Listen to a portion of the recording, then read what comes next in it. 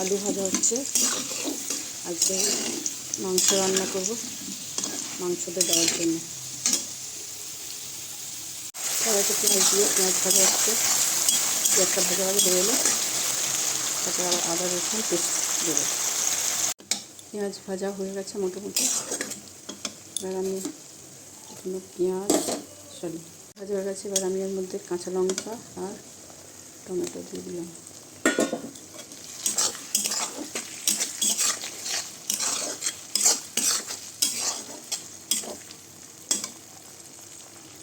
আর মশলা করা ছিল, সেই মশলাটাও আমি দিয়ে দিলাম।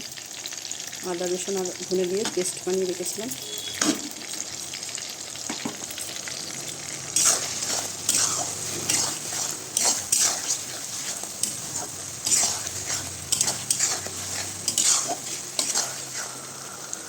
মশলাটা দিয়ে আমি ভালোভাবে কষাবো। আদা রসুন দেওয়ার পরে আমি দিয়ে দিলাম পরিমাণ মতো হলুদ, কাশ্মীরি লঙ্কা গুঁড়ো কালারের জন্য,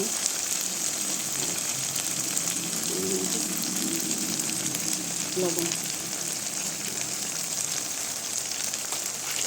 দিয়ে তারা কষিয়ে নেব।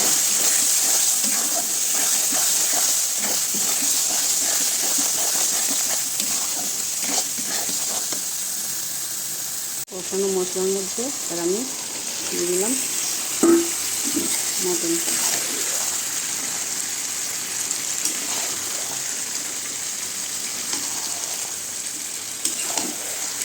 মশলার সাথে আমি ভালো করে মাংসটা দিয়ে ভালো করে মশলার সঙ্গে মাংসটা মিশিয়ে নিয়ে কষতে থাকবো যতক্ষণ না তেল ছাড়ছে।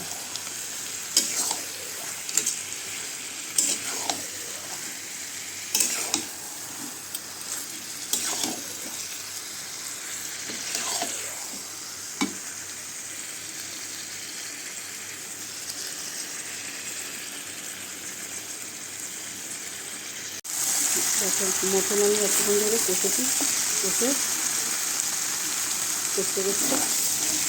তেল জল তৈরি। এবার আমি এর মধ্যে গরম জল হচ্ছে, এই গরম জল দিয়ে ভালো করে ঢাকা দিয়ে ফোটাবো।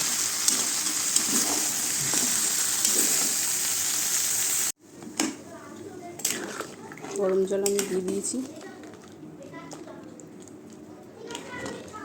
আমি কিন্তু মাংস প্রেসারে দিয়ে খাওয়াটা পছন্দ করি না, ওই জন্য কড়াইতে দিয়েই আমি ঢাকা দিয়ে সেদ্ধ করব।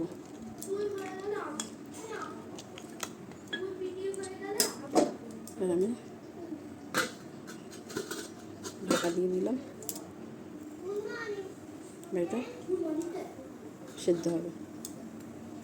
মাংসটা মোটামুটি সেদ্ধ এসছে। এবার আমি ভেজে রাখা আলুটা দিয়ে আবার হালকা করে গ্যাসটা বন্ধ করে রাখবো, হালকা করে রাখবো, বন্ধ না,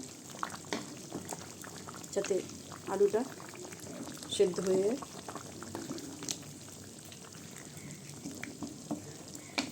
আলুগুলো একটু ছোটো ছিল বলে আমি গোটাই দিয়েছি, যাতে গলে না যায়।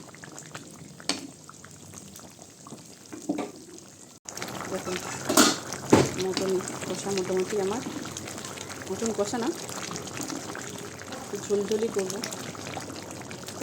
এর মধ্যে আমি একটু গরম মশলা থেকে ছড়িয়ে দেবো।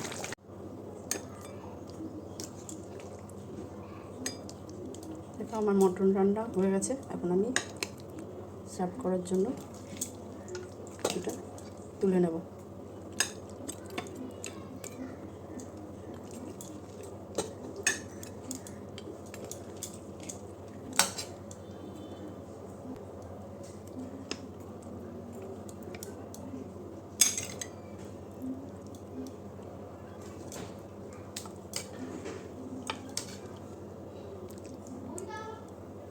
দেখো আমার এবার মটন রান্না পুরোপুরি কমপ্লিট।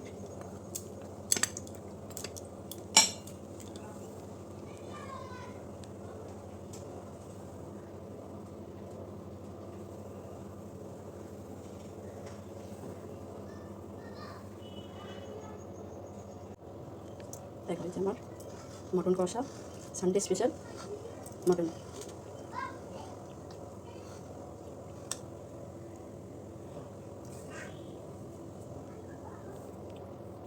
আজকের মতো সবাইকে টাটা। চাল দিয়ে এটা কি রান্না করেছি? চিকেন। চিকেন। লগ্নজিতা এটা মটন। চিকেন মটন নয়। ও তোকে অবশ্য মটন চিকেন বলেই খাওয়ায়। আর তার সঙ্গে কি আছে? পটেটো। পটেটো। আলু আলু আলু আলু ইংলিশ মানে কি রে? আলু ইংলিশ পটেটো। পটেটো পটেটো এরকম